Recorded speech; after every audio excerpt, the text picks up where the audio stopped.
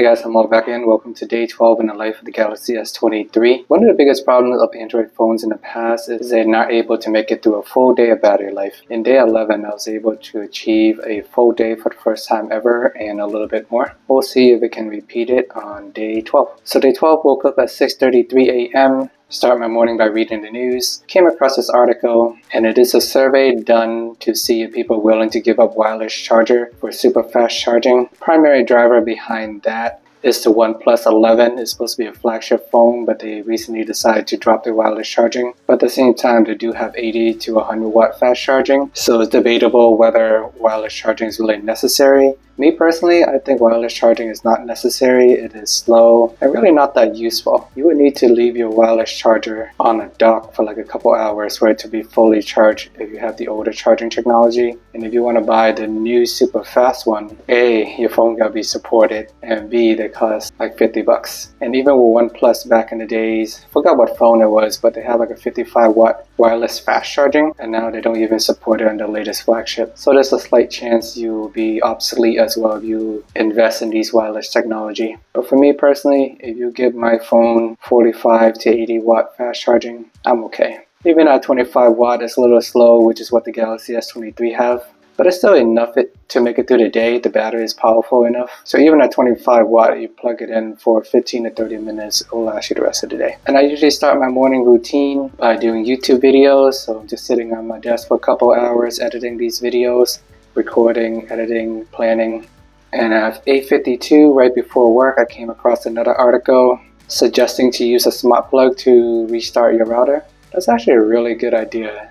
I don't restart my router as often or at all unless my Wi-Fi stopped working. I do have a bunch of smart plugs laying around the house that I never use, so I can repurpose that. I think I'm just going to set it to restart once a week, maybe at 3 a.m. in the morning, turn off, 3:01, turn back on, just to make sure everything is fast and smooth and you don't have trouble throughout the day. This is a Friday morning for me, and typical day, whenever I have free time, I do read the news on my phone. And as I'm preparing for my meeting, I boot up my recording app just to take some notes. It is not robust as a Google recording app, but something is better than nothing. I actually found myself using the Google recording app more on the Pixel because I can go back and search my notes. Unfortunately, I'm not able to do that with the Samsung recording app. Recently, Google did bring over some of the features from the Google Photos for Google One subscribers in terms of editing tools like the Magic Eraser and the Unblurred function.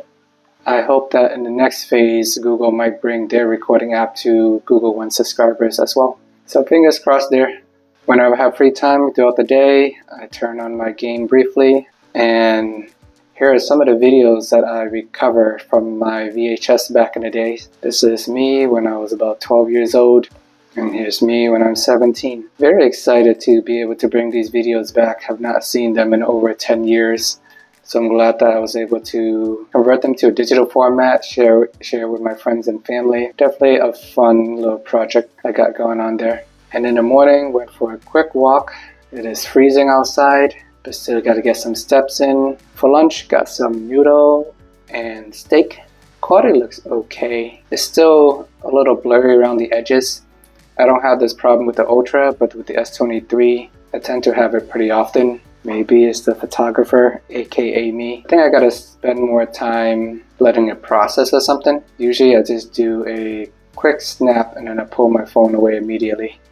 Maybe if I leave it there for a second or two in future photos, I will get better results. Overall, this is okay. I don't like how the edges are blurry though. As I'm eating lunch, playing some games as well. And in a prior video, I did complain about the phone being wobbly. And here is a situation where it does apply. So if you have a phone on a table and you're just tapping and interacting with it, it does wobble and make a lot of noise. And this is even more noticeable on the Ultra. But you slap a case on it, I think you'll be fine. But just a minor thing that I noticed throughout the day. In the afternoon, went for another walk and sent a Snapchat to my friends. Enemies on the prowl. Confronting my enemies.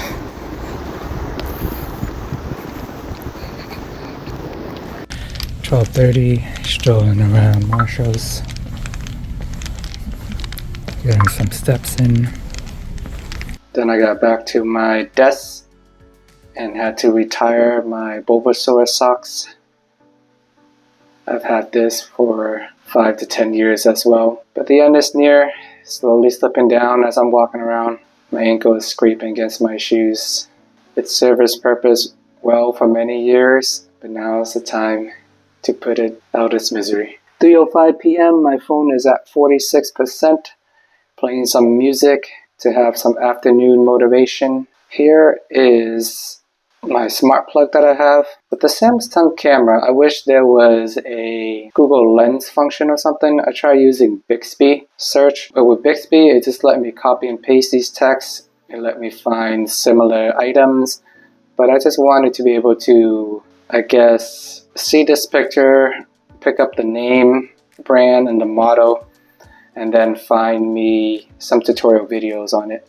Since I bought this plug a long time ago, I don't even know what app to download. I don't even know how to set it up. So that did not work. So I took a picture and I went into Google Photos to use the lens option. Same result, wasn't able to achieve what I want. So little things like that. I wish there were more flexibility there, but instead I just had to do the old-fashioned research, go into Google, go into YouTube, watch a bunch of videos until I found the right one. So these phones are smart, but they're not perfect. Still gotta use your brain and figure out how to navigate each day. In the evening, made my way over to Target. 5:40 p.m.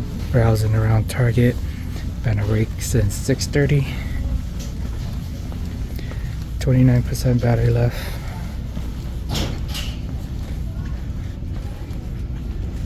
Don't seem to be performing as strong today.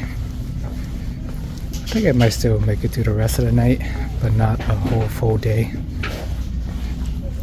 But then again, it all depends what your day is like. I think the last time I achieved a full battery life, I went to my friend's house and didn't touch my phone for like 3 to 4 hours. So everything taken into consideration. Overall, it has pretty good standby time, and even when I went to bed and did not charge it at all, I think I went to bed at 36%, and then I woke up with 24% battery. So 8 hours of sleep. 2, 4, 6, 8, 10, 12. It loses 2% every hour. So I guess that kind of makes sense. So in theory, you don't touch your phone at all. It will last you a really long time. And then drove to my mom's house, got my phone on a wireless charger, sitting in traffic, got some chicken wings and egg rolls for dinner, and all these VHS tapes that I have been converting to digital format. I was able to put in a flash drive, transfer it to my mom's computer.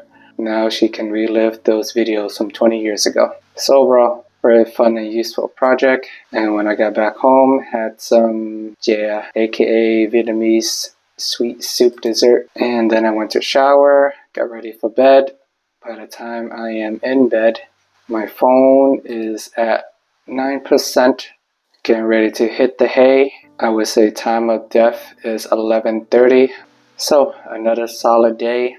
Basically 17 hours of battery when it's all said and done. Been awake since 6:30 a.m. and it lasted me all the way to bedtime, which is perfect for me, I guess. But compared to my last video where I was getting 26 hours, which was insane. I don't expect that to be the case every day. And that was a one-off scenario because I did go to my friend's house and there was a 3 to 4 hours period where I was not touching my phone at all. But regardless, I think the battery life on this phone is improving over time, despite my doubts in the early days. And for today, I still use my phone quite often. 41 minutes of Snapchat, 31 minutes of gaming, 25 minutes of YouTube, random interaction here and there, Google Maps navigation. There you have it. This wraps up another day in the life of the Galaxy S23. Let me know if there's anything else you want me to cover. By day 14, I'm probably going to do a 2-week recap review, and then I'll continue the daily series if you guys are interested in watching that. I meant to do a recap after week 1 as well, but then my Galaxy S23 Ultra came in, got super excited, and now I end up testing both phones.